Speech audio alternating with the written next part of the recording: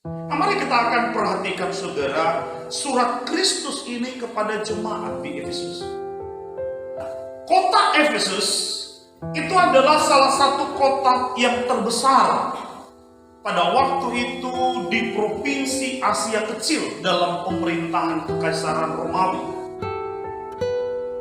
Ini salah satu kota kuno yang didirikan pada masa Kekaisaran Yunani. Jadi ketika kemudian Yunani dikalahkan oleh Romawi, saudara, maka kota ini dikuasai sepenuhnya oleh Kekaisaran Romawi. Dan ini adalah sebuah kota pelabuhan dan sekaligus juga pusat bisnis. Jadi kalau ini adalah kota pelabuhan, kalau kota Efesus adalah pusat bisnis, saudara, maka tentu ada berbagai macam orang ada di kota itu. Nah, kota ini juga, saudara, sangat dikenal dengan kuil Artemisnya. Ini kuil Artemis di Efesus, yaitu tempat pemujaan Dewi Diana, Dewi Kesuburan. Ya. Nah, pertanyaannya, siapa sebenarnya jemaat ini, saudara? Ini bukan jemaat biasa, ini jemaat luar biasa. Sebab kenapa? Karena jemaat Efesus ini didirikan oleh tokoh-tokoh terkenal.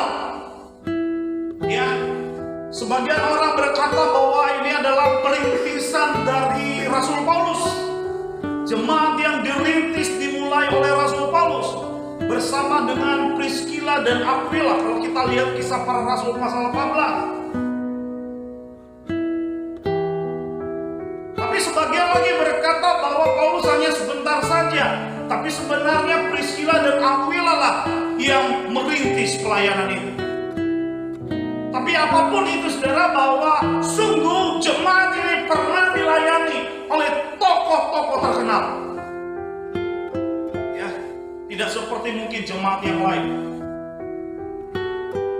Timotius juga, anak rohani Paulus, juga pernah melayani di Efesus. Paulus pernah mengutus dia ke sana untuk melayani di sana. Jika kita lihat 1 Timotius 1 ayat 3. Ya. Dan selain itu, saudara, berdasarkan cerita-cerita yang tradisi gereja, bahwa Rasul Yohanes di masa tuanya dia tinggal di jemaat Efesus. Ya. Bahkan cerita tentang Bunda Maria yang juga pernah tinggal di jemaat Efesus. Ya, jadi jemaat Efesus, kalau kita melihat para perintisnya, orang-orang yang pernah melayani di sana, bisa kita katakan, saudara, ini jemaat luar biasa. Ini jemaat yang luar biasa. Tapi coba lihat, saudara, tinggal puing-puing saja. Ya, siapa jemaat Efesus, saudara? Ini adalah jemaat yang teguh dan kuat dalam doktrin. Mereka sangat hebat, saudara. Bahkan Rasul Paulus pernah mengajar di sana. Ya, di sanalah awal mula sekolah tinggi teologi di kota Efesus ini. Ya, berdasarkan kalau kita baca Kisah 19 ayat 1 dan 8 sampai 9. Siapa jemaat Efesus? Oh, jemaat yang dipuji oleh Tuhan. Yuk kita baca Wahyu 2 ayat 2. Kita baca 2-3 ya. Aku tahu segala pekerjaanmu, baik jerih payamu maupun ketekunan. Aku tahu bahwa engkau tidak dapat sabar terhadap orang-orang jahat, bahwa engkau telah mencobai mereka yang menyebut dirinya rasul, tetapi yang sebenarnya tidak demikian, bahwa engkau telah mendapati mereka pendusta. Yesus memberi pujian. Apa pujiannya? Mari kita lihat. Pujian Kristus pada jemaat Efesus. Yang pertama, Yesus tahu segala pekerjaan jemaat Efesus, yakni jerih payah mereka dan ketekunan mereka, saudara. Ya. Nah, kalau kita lihat saudara, kata jeripaya di situ menggunakan kata Yunani kokos. Apa itu kokos saudara? Artinya adalah bekerja keras, bersusah payah, bekerja dengan membanting tulang. Jadi jemaat ini saudara luar biasa. Ya, pekerja yang sangat giat, yang sangat gigih, melayani dengan sungguh-sungguh, bekerja dengan sungguh-sungguh. Mereka banting tulang. Wih, hebat sekali. Belum tentu kita seperti itu saudara. Ya, jeripaya dari jemaat ini saudara. Nah, kata ketekunan di sini menggunakan kata Yunani hipomeno yang bisa berarti daya tahan, kesabaran atau ketahanan. Ya, hipomeno bahwa mereka demikian memiliki daya tahan, sabar, bertahan. Sekalipun mungkin sulit, sekalipun sukar, tapi apa? Mereka tahan. Ini jemaat yang hebat saudara. Tekun melayani. Luar biasa. Mari kita lihat lagi pujian yang diberikan oleh Yesus kepada jemaatnya. Bukan hanya Tuhan tahu apa jeripaya dan ketekunan mereka, tapi Tuhan Yesus juga tahu bahwa jemaat itu tidak dapat sabar terhadap orang-orang jahat. Selain mereka tidak dapat sabar terhadap orang-orang jahat, bahwa jemaat ini juga telah mencobai mereka yang menyebut dirinya para rasul, dirinya rasul, tapi ini para rasul dusta. Ya, bukan hanya mereka tidak dapat sabar terhadap orang-orang jahat, saudara, tapi orang jahat yang dimaksud di sini bukan orang biasa. Saudara, kata sabar di situ menggunakan kata Yunani bastazo yang berarti toleransi, mentolerir kompromi. Jadi jemaat Efesus ini saudara tidak dapat mentolerir, tidak dapat kompromi, tidak dapat bertoleransi dengan orang-orang jahat.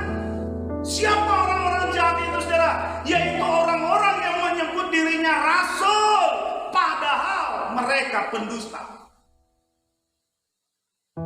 Jadi mereka tidak tolerir dengan itu.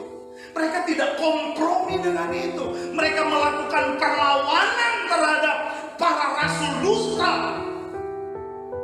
hamba-hamba palsu, kepada guru-guru palsu. Mereka tidak membiarkan ajaran jahat, ajaran-ajaran sesat. Mereka menentangnya. Ya. Kata mencobai di situ saudara yaitu perazo yang berarti menguji, mengetes, memeriksa, membuktikan. Oh, tidak seperti kita saudara. Tapi jemaat ini saudara, ketika para guru mengajar, ketika para rasul yang menyebut dirinya rasul padahal rasul dusta mengajar, ketika para hamba Tuhan yang menyebut dirinya hamba Tuhan mengajar, ajaran-ajaran yang mereka sampaikan saudara, jemaat ini uji, jemaat itu ngetes, jemaat itu periksa, buktikan apa benar ajaran mereka. Jadi jemaat Efesus ini saudara adalah jemaat yang kuat dalam dogma. Mereka berpegang pada doktrin. Mereka tidak gampang diombang-ambingkan oleh ajaran-ajaran yang salah, ajaran-ajaran yang sesat. Ketika ada ajaran sesat, mereka melawan, mereka menentang itu, saudara. Mereka tidak kompromi, mereka tidak mentolerir ajaran-ajaran itu. Mereka melakukan perlawanan. Oh, ini jemaat hebat, saudara. Makanya Tuhan memberi mereka pujian. Apakah kita juga adalah jemaat yang kuat dalam doktrin, berpegang pada ajaran Kristus, saudara? Selain itu, saudara, jemaat ini juga dipuji oleh Yesus. Wahyu 2 ayat 3 berkata, dan engkau tetap sabar dan menderita oleh karena namaku, dan engkau tidak mengenal lelah. Saudara, Tuhan tahu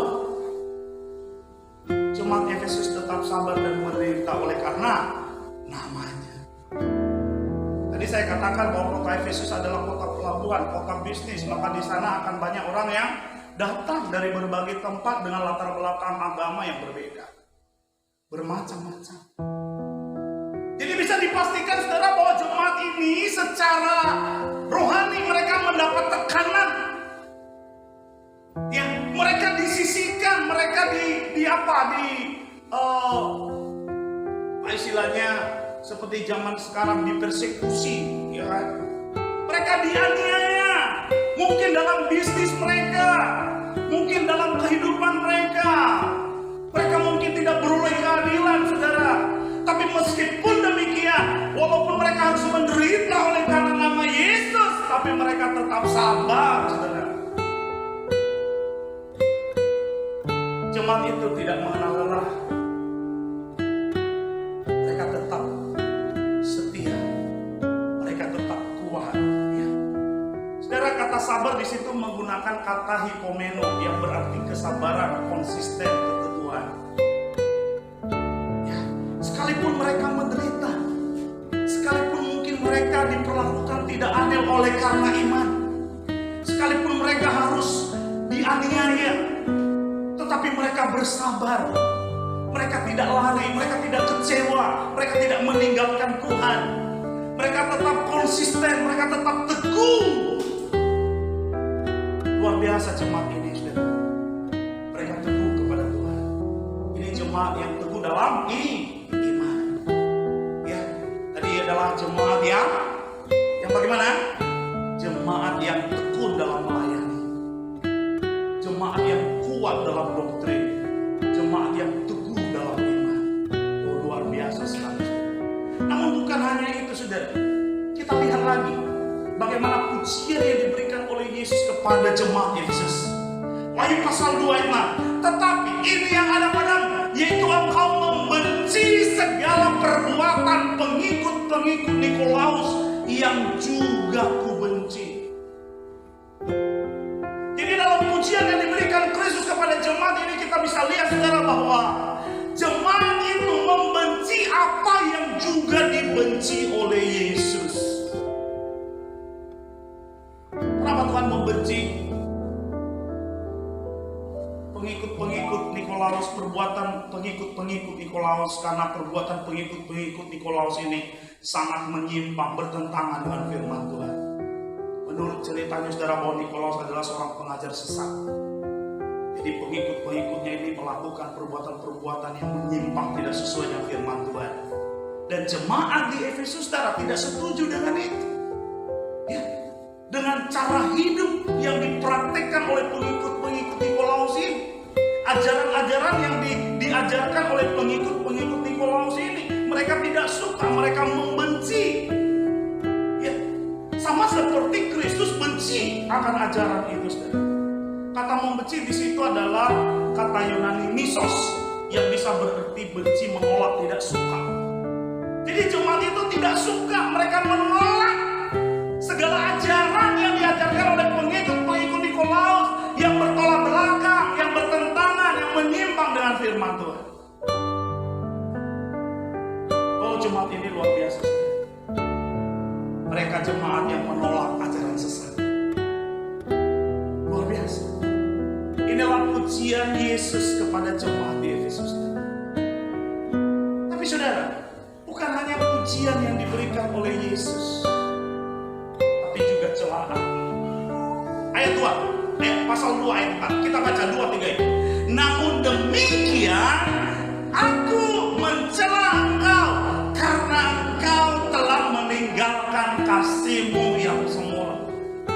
Sekian deretan pujian yang diberikan oleh Yesus kepada jemaat di Efesus, tapi di ayat 4 saudara,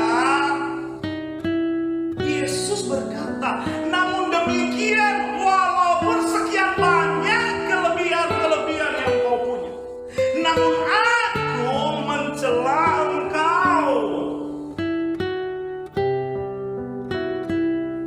Kata mencela di situ saudara menggunakan kata Yunani kata.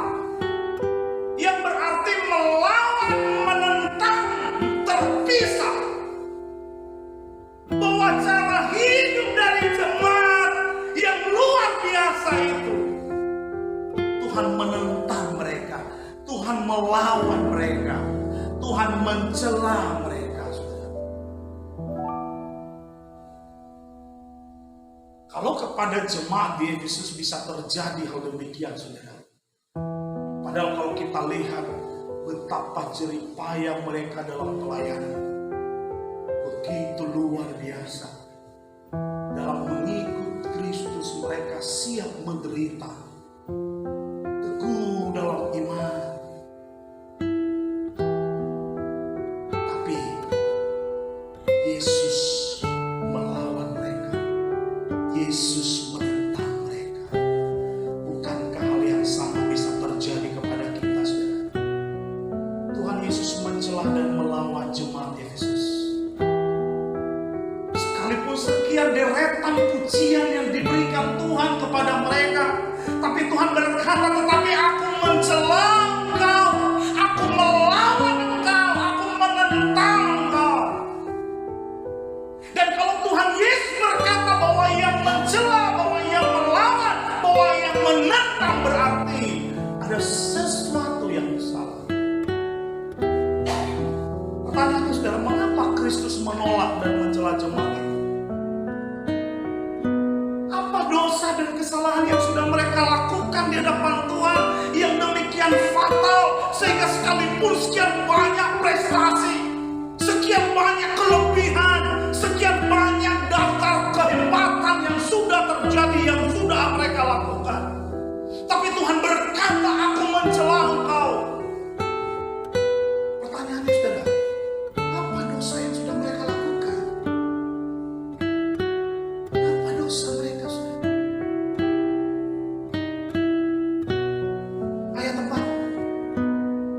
Demikian aku mencela engkau. Kenapa? Karena engkau telah meninggalkan kasih-Mu yang semula. Jadi di ayat ini, saudara, diketahui apa yang menjadi dosa dan kesalahan dari jemaat itu. Bahwa sekalipun sedemikian hebat prestasi-prestasi rohani mereka, sedemikian kokoh dan teguh iman mereka, bagaimana upaya mereka menentang, menolak ya ajaran-ajaran yang menyimpang dari iman Kristen, tetapi mereka sudah meninggalkan kasih yang semula. Pertanyaannya untuk kita, saudara, apa itu kasih mula? Ini yang menjadi perenungan kita hari ini, saudara. Ini yang akan menjadi suatu bahan ya perenungan yang sungguh bagi kita hari ini. Apa itu sebenarnya kasih mula-mula? Kasih mula-mula itu, saudara, adalah kasih yang tulus, kasih yang murni, kasih yang menggelora, kasih yang tidak pura-pura, kasih yang rela berkorban, kasih yang pertama dan terdahulu. Ada istilahnya cinta pertama, saudara. Bagaimana ketika pertama kali kita jatuh cinta kepada Tuhan. Ketika pertama kali kita jatuh cinta kepada Tuhan, maka kasih kita tulus, kasih kita murni, tidak pura-pura.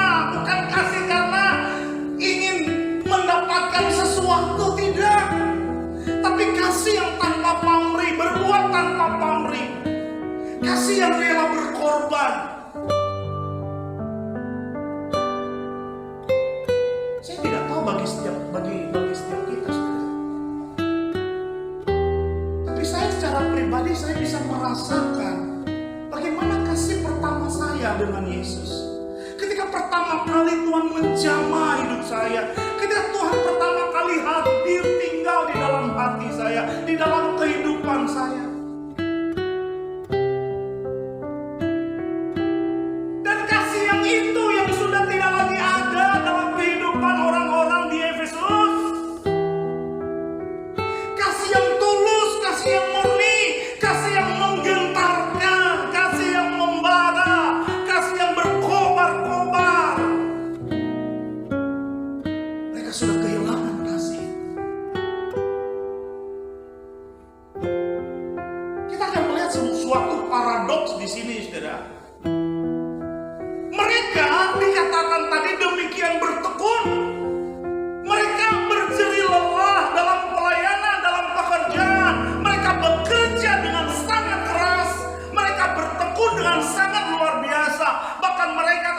dikatakan mereka mengetes, mereka mengoreksi ajaran-ajaran yang tidak sesuai, menyimpang dari firman Tuhan. Tapi bagaimana mungkin saudara mereka tidak melakukan itu dengan kasih yang tulus, yang murni?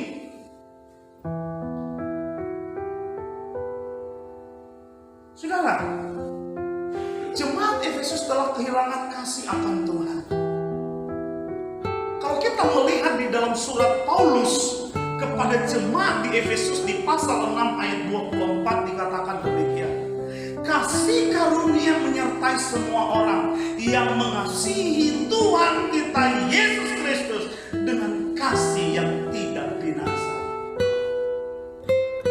Pada waktu itu saudara, jemaat di Efesus masih hangat-hangatnya, masih menyala-nyala kasih mereka akan Tuhan.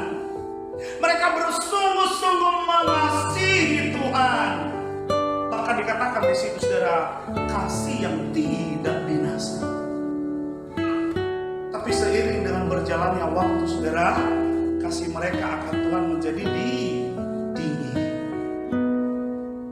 Itu makanya tadi di Wahyu pasal 2 ayat 4, Wahyu 3 ayat 4 itu Tuhan berkata, tetapi aku mencela engkau karena engkau telah meninggalkan kasihmu yang sempurna.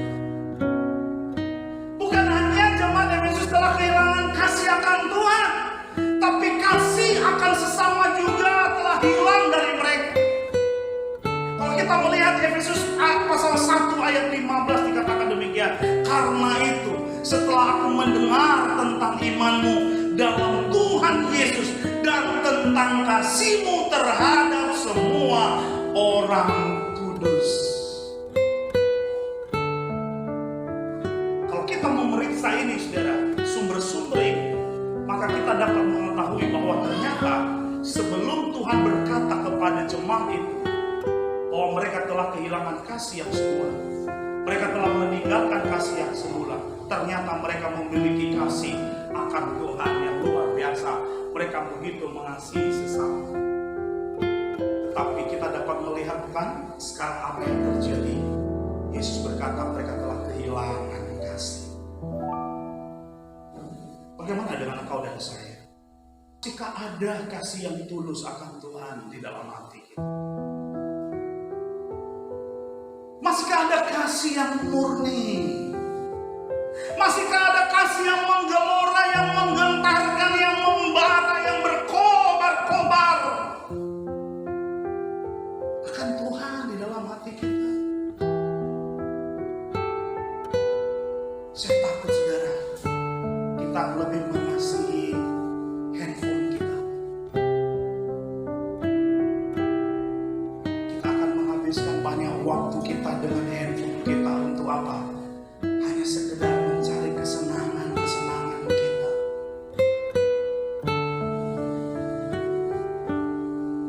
Tidak ada lagi kasih yang tulus. Tidak ada lagi kasih yang murni. Tidak ada lagi kasih yang menggelora, kasih yang tidak berpura-pura. Tinggal kenangan, tinggal sejarah. Saya dulu mengasihi Tuhan. Tuhan tidak melihat kita yang dulu saudara, tapi Tuhan melihat kita yang sekarang. Saudara, mengapa penting bagi Tuhan kasih yang mula-mula itu? Mengapa demikian diinginkan Tuhan kasih yang mula-mula itu? Kenapa sih? Alasannya saudara, Matius 22 ayat 37 sampai 40. Jawab Yesus demikian. Jawab Yesus padanya, kasihilah Tuhan Allah dengan segenap hatimu dan dengan segenap jiwamu dan dengan segenap akal budimu. Itulah hukum yang terutama dan yang pertama. Dan hukum yang kedua yang sama dan itu ialah kasihilah sesama manusia seperti dirimu sendiri. Pada kedua hukum itu inilah tergantung seluruh hukum Taurat dan kitab. Bagi Tuhan, kasih adalah segala-galanya. Bagi Tuhan, kasih adalah yang utama dan yang pertama.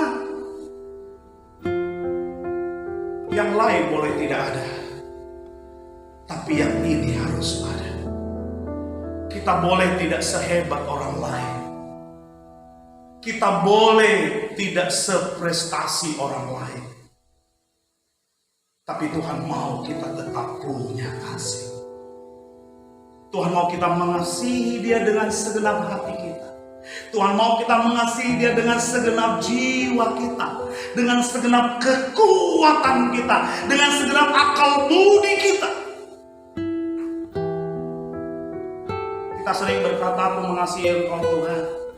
Tapi kalau hanya untuk bernyanyi saja, ya, wah, rasanya kita enggan untuk memberi kekuatan kita. Kita enggan untuk sungguh-sungguh untuk melakukannya, saudara. Apa benar kita mengasihi Tuhan? Coba bandingkan, saudara, orang dunia mengejar dunia ini banting tulang, begitu rupa cari uang, ya, tidak peduli hujan, tidak peduli panas, ya, cari uang luar biasa. Tidak mengenal lelah, tidak mengenal capek. Saya mau bertanya, saudara, orang-orang itu sebenarnya mengasihi siapa? Mengasihi Tuhan atau mengasihi dunia? Kalau hanya ikut ibadah sebentar, dia udah gelisah, udah bingung, ya kan? Berdoa saja udah sangat malas, merasa capek, udah lelah. Sebenarnya siapa sih yang dikasihinya? Siapa? Kalau di kuliah kamu bisa merasa tidak lelah, tidak capek. Tapi mengapa dengan Tuhan engkau bisa merasa engkau begitu capek? Sebenarnya siapa sih yang kau kasihi? Siapa?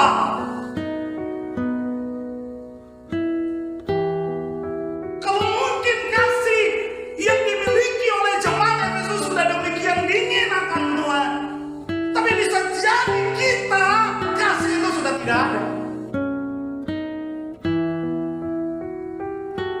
Tidak ada lagi kasih yang menggentarkan di hati kita untuk lebih lagi dekat dengan Tuhan, untuk mengenalnya lebih lagi.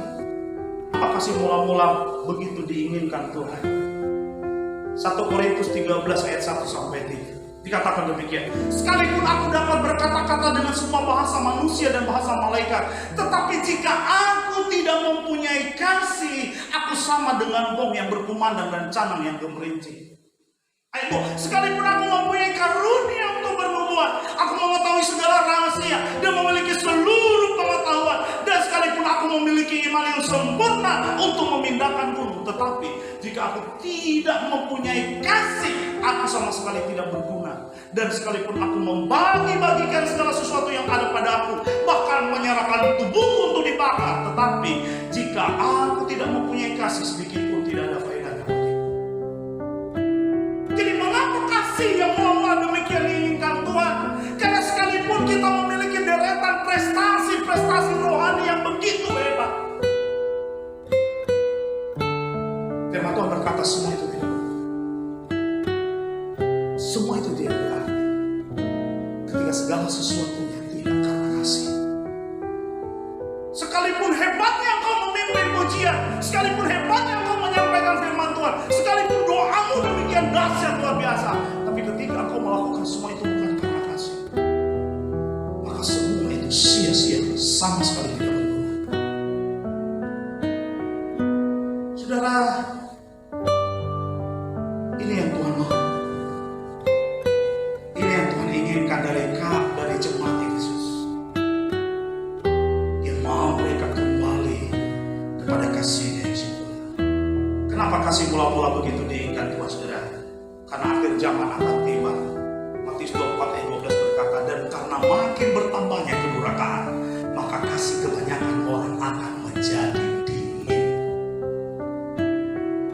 Kasih antara anak kepada orang tua semakin dingin. Dulu kita mengenal namanya sejahat-jahatnya harimau tidak akan memakan anak. Jahat harimau itu, tapi tidak pernah dia makan anak. Tapi sesayang-sayangnya orang tua kepada anaknya, apakah ada orang tua yang membunuh anaknya? Banyak, bukan hanya anak.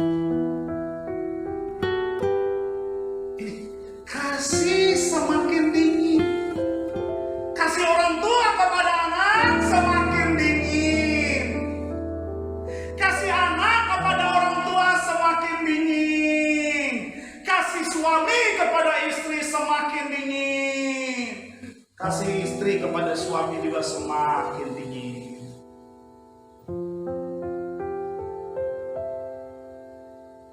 Kasih akan saudara semakin dingin. Semakin dingin.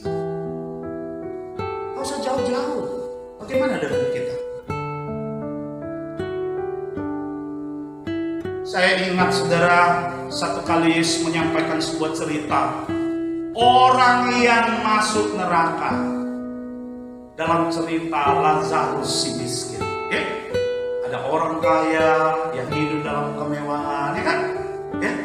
Ketika kemudian orang miskin si Lazarus itu meninggal, lalu kemudian malaikat membawa dia ke pangkuan Bapa Abraham. Oh, dalam kedamaian, dalam kesukacitaaan. Tapi orang kaya itu kemudian mati, masuk ke mana dia? Ke alam maut. Ya, ketika dia melihat ke atas, dia melihat Lazarus, si miskin itu duduk di pangkuan Bapa Abraham dalam kebahagiaan. Dia pun berkata, "Bapa, suruhlah Lazarus supaya mencucukkan tangannya di air untuk mencucukkannya di lidahku. Aku kepanasan di sini, aku kesakitan di sini, aku menderita di sini."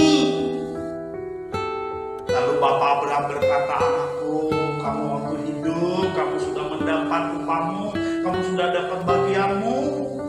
Nah sekarang bagiannya si Lazarus." Ya. Dan juga orang yang ada di sana nggak bisa ke sini dan orang di sini nggak bisa ke sana. Kenapa? Karena ada jurang yang tak terseberangi di antara kita. Lalu kemudian orang jahat itu bilang begini, "Kalau begitu Bapak Abraham, suruhlah Lazarus ke rumah bapakku. Karena di sana masih ada 5 lagi saudaraku. Supaya Lazarus mengingatkan saudara-saudaraku, supaya kelak mereka tidak masuk ke sini." Orang itu tidak ingin saudaranya masuk neraka. Orang yang ada di neraka itu tidak ingin saudaranya juga ke neraka. Bagaimana dengan engkau? Apakah juga engkau menginginkan saudara-saudaramu tidak ke neraka?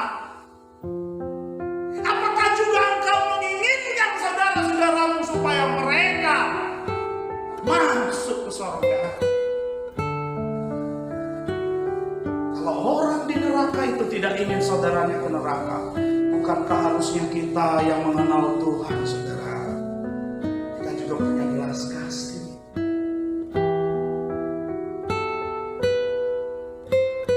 Kalau benar kita punya belas kasih akan saudara kita, maka kita akan mendoakan saudara-saudara kita. Doa kita bukan sekedar, "Tuhan, tolonglah saudaraku yang lagi butuh uang sekarang, Tuhan. Bukalah jalan sama dia, Tuhan. Udah lama dia tidak ada pekerjaan, Tuhan. Tolonglah dulu saudaraku itu, Tuhan." Bukan hanya sekedar doa, "Tuhan, saudaraku lagi sakit, Tuhan. Aku minta kepadamu, jamahlah dia, sembuhkanlah dia, Tuhan." Bukan hanya sekedar kau berdoa, "Tuhan, berkatilah saudara-saudaraku. Limpahi mereka dengan berkat-berkat-Mu. Buat berhasil pekerjaan mereka, Tuhan." Saya mau katakan itu baik, tapi tidak menyelamatkan dia, saudara. Sekalipun engkau berdoa demikian untuk saudara-saudaramu, kalau ia tidak di dalam Tuhan, ia pada akhirnya dia akan mati masuk neraka. Harusnya doa kita bukan demikian, saudara. Tapi yang kita doakan untuk mereka adalah, "Kau benar kita mengasihi mereka. Tuhan, aku membelas kasih. Sholatlah saudaraku, Tuhan. Aku rindu, Tuhan, engkau membuka hatinya. Engkau menjamah dia, Tuhan. Aku rindu kemuliaan daripadamu terjadi atas saudaraku. Buka pikirannya, Tuhan. Buka hatinya, Tuhan. Biar dia mengenal Engkau, Tuhan. Aku mohon kepadamu, Tuhan. Selamatkan saudaraku. Selamatkan saudaraku, Tuhan. Harusnya ini yang kita doakan untuk saudara kita jika benar kita memiliki kasih.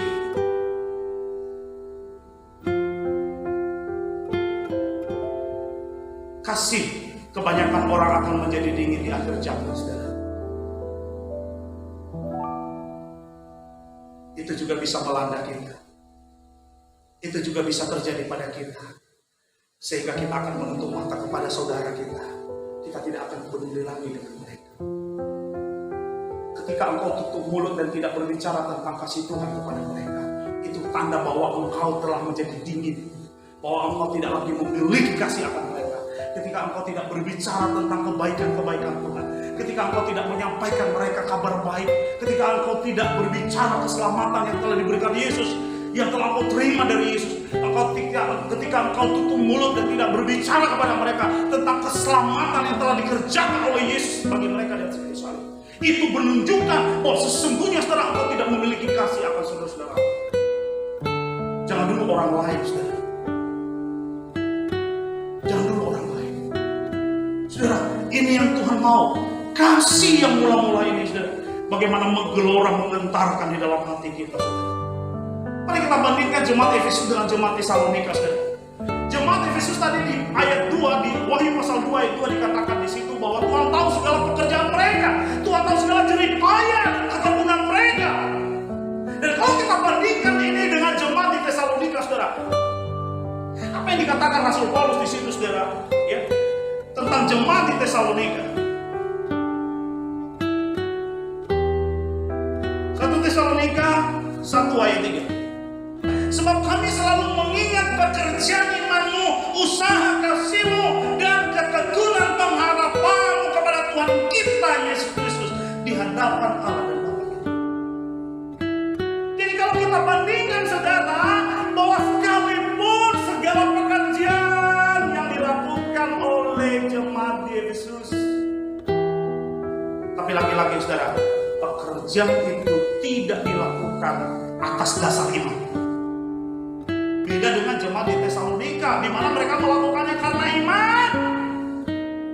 Tapi jemaat di Efesus, oleh karena pengetahuan, oleh karena kehebatan, oleh karena kejeniusan mereka, maka segala pekerjaan itu tidak dilakukan lagi dasar iman, tapi sudah berdasarkan apa? Kekuatan sendiri, mengandalkan diri sendiri. Bukan lagi mengandalkan Tuhan. Tidak dilakukan lagi di dalam iman kepada Kristus. Sama halnya, saudara, engkau bisa melayani Tuhan demikian hebat. Kita dapat melayani Tuhan dengan sangat luar biasa, saudara. Tapi bisa saja kita melakukannya bukan karena iman kepada Yesus. Kita melakukannya karena kasihnya kita berbicara, karena pintarnya kita berkata-kata. Bisa saja kita melakukannya, saudara, karena itu hobi kita, saudara. Sehingga ketika kita memimpin pujiannya, sekalian menyalurkan hobi kita. Tapi lagi-lagi, saudara, kita tidak melakukannya karena iman.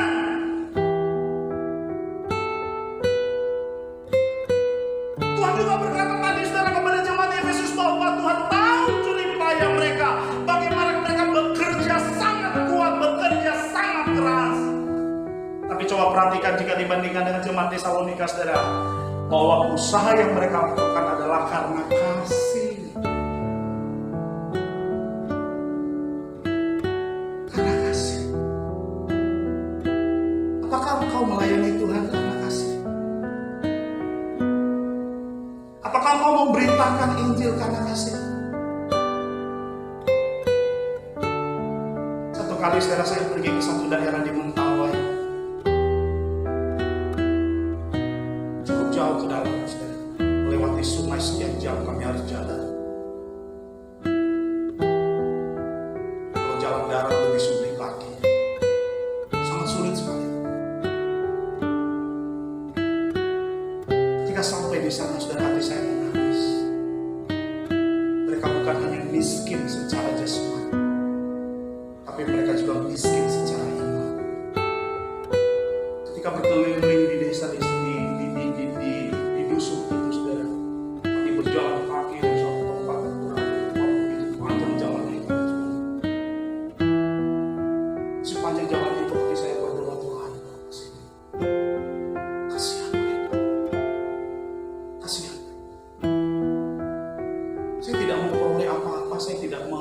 mengatakan apa-apa ketika pergi ke sana, saudara, dalam pengertian materi. Tapi sungguh saya melakukannya karena kasih Allah. Bagaimana dengan saudara? Masihkah menggentarkan? Masihkah menggelora kasih akan Tuhan itu? Sehingga engkau melayani Tuhan, didorong oleh kasih itu. Saudara, apakah kita melakukan segala sesuatunya di dalam hidup ini, bekerja, apapun kegiatan kita karena kita mengasihi Tuhan? Kita melakukannya tanpa pamrih, kita melakukannya dengan pengorbanan, dengan kesungguhan hati, kita melakukannya. Ketika kita bekerja sebagai guru, ketika kita bekerja sebagai pegawai kantor, ketika kita bekerja sebagai mahasiswa, ketika kita melakukan apapun pekerjaan kita, pertanyaannya, apakah kita melakukan itu dengan usaha kasih akan Tuhan? Tidak berarti bahwa kita melayani Tuhan, saudara, maka itu otomatis kita mengasihi Tuhan benar-benar. Bisa jadi kita melakukannya karena apa? Bukan karena kita mengasihi Tuhan, tapi karena apa? Karena kita mencari puji-pujian. Karena kita ingin dipuji orang. Kalau bukan orang yang karena kasih, saudara, maka sia-sia segala apa yang kita lakukan. Jemaat di Efesus, mereka bertekun, luar biasa ketekunan mereka, saudara. Tapi coba lihat, apakah ketekunan yang mereka lakukan sama dengan jemaat di Tesalonika? Jemaat di Tesalonika, mereka bertekun dalam pengharapan, karena mereka percaya kepada Dia. Saudara yang terkasih, jemaat di Efesus melakukan segala pekerjaannya bukan didasari iman. Mereka berjerih lelah dalam pekerjaan mereka bukan karena kasih, dan mereka bertekun bukan karena pengharapan di dalam Tuhan. Dan sungguh inilah yang dicela oleh Tuhan. Ayat 5. Sebab itu ingatlah betapa dalamnya engkau telah jatuh, bertobatlah dan lakukan lagi apa yang semula engkau lakukan. Jika tidak demikian, aku akan datang kepadamu dan aku akan mengambil kaki diammu dari tempatnya jika engkau tidak bertobat. Tuhan bukan hanya memuji jemaat Efesus, tetapi juga Dia mencela mereka. Tetapi bukan hanya Dia mencela, saudara, Tuhan juga menasihati. Tuhan mengingatkan mereka. Ayat 5 berkata, sebab itu ingatlah betapa dalamnya engkau telah jatuh, bertobatlah dan lakukan lagi apa yang semula telah engkau lakukan. Nah, saudara, pertanyaannya, saudara, bagaimana untuk kita kembali kepada kasih mula-mula? Berdasarkan nasihat yang diberikan oleh Tuhan kepada kita, saudara, ada 3 hal yang kita boleh lakukan, saudara, supaya kita kembali kepada kasih yang mula-mula itu. Yang pertama, pentingnya introspeksi diri. Saudara, sebab itu ingatlah betapa dalamnya engkau telah jatuh. Ini ada sedikit koreksi terjemahan dari Lembaga Alkitab Indonesia, ya, DB ini, saudara. Kalau kita bandingkan dengan NIV, ya, terjemahan NIV, maka dikatakan di sini, remember the height from which you have fallen, ya. Remember the height from which you have fallen. Jadi ingatlah, ya, dari ketinggian mana engkau telah jatuh. Kita lihat lagi ke belakang, pada saat kapan kita kehilangan kasih yang semula. Kita periksa lagi, kita lihat lagi. Kita jangan terus merasa, oh saya masih punya kasih kok. Tuhan mau kita introspeksi diri hari ini. Apa benar? Apa sungguh-sungguh? Jangan-jangan sebenarnya kasih itu sudah tidak ada lagi dalam hidup kita. Dimana kita sadari dimana kita telah jatuh. Ini yang pertama. Yang kedua, saudara, bagaimana untuk kita kembali kepada kasih yang mula-mula? Yang kedua adalah pentingnya pertobatan diri. Ya, dikatakan di situ, ingatlah betapa dalamnya engkau telah jatuh, bertobatlah. Jadi kalau kita mau kasih Tuhan kembali membara, menggelora dalam hati kita, saudara, maka kita bertobat. Ya, bertobat itu berarti kita kembali kepada Tuhan dengan kasih yang berkobar-kobar, menyala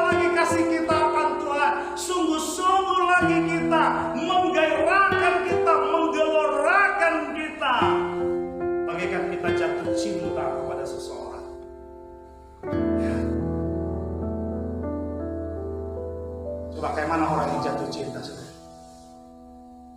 Oh, apapun diberikan bukan? Rela berkorban.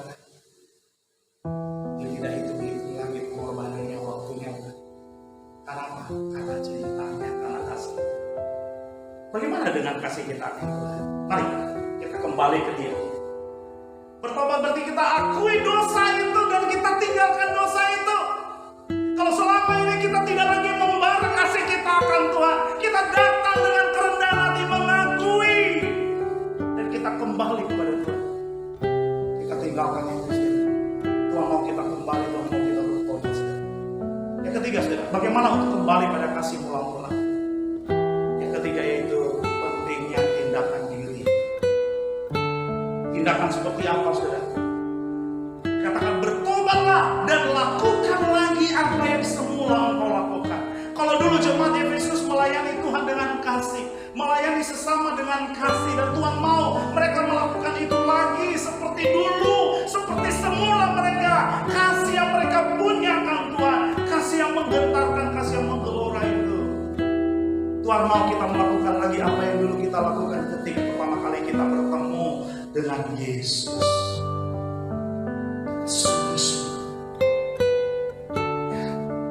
Di mana pekerjaan kita lakukan karena iman, segala usaha pekerjaan kita lakukan karena kasih, kita bertekun karena pengharapan yang kita punya di dalam Tuhan. Tuhan memuji jemaat Efesus. Tuhan mencela dan juga Tuhan menasehati. Tapi bukan hanya itu, saudara, tapi ini yang dilakukan oleh Tuhan. Beri peringatan dan ancaman. Kalau engkau juga hari ini tidak mau mendengar dengan baik firman Tuhan ini, saudara, maka ancaman dan peringatan ini juga berlaku untuk engkau dan saya.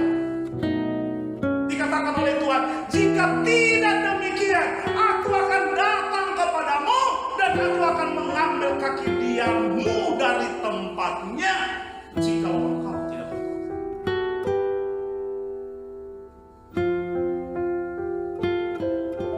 Kaki dia adalah tanda kehadiran Tuhan.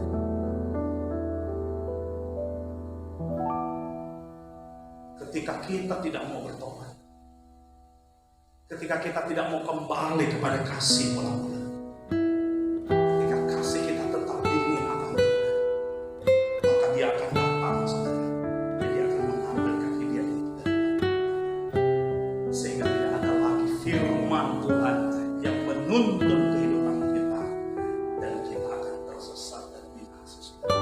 Seperti jemaat Efesus, tinggal puing-puing sampai akhir mereka tidak bertobat. Seandainya ancaman dan peringatan ini didengar sungguh-sungguh oleh mereka, saudara, maka tentunya hari ini jemaat di Efesus yang hebat itu akan tetap ada dan berdiri. Tapi karena mereka tidak mau mendengar, mereka mengabaikan peringatan Tuhan, saudara, maka sekarang tinggal saja. Saudara yang terkasih, kalau itu tidak bisa terjadi kepada mereka, itu sangat mungkin bisa terjadi pada kita semua. Jadi hari ini saya rindu, saudara, kita kembali kepada Tuhan dengan kasih yang bertobat. Ada seorang berkata demikian, to come to Christ cost nothing, to follow Christ cost something, but to serve Christ cost everything. Ketika kita datang kepada Yesus, kita tidak mau bayar apa-apa. Ketika kita mengikut Yesus, ada sesuatu yang kita akan bayarkan. Tapi untuk melayani Yesus, kita akan membayar segala sesuatunya.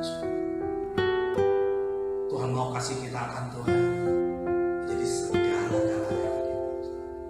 Oleh karena itu, mari biar kita terbakar lagi kasih akan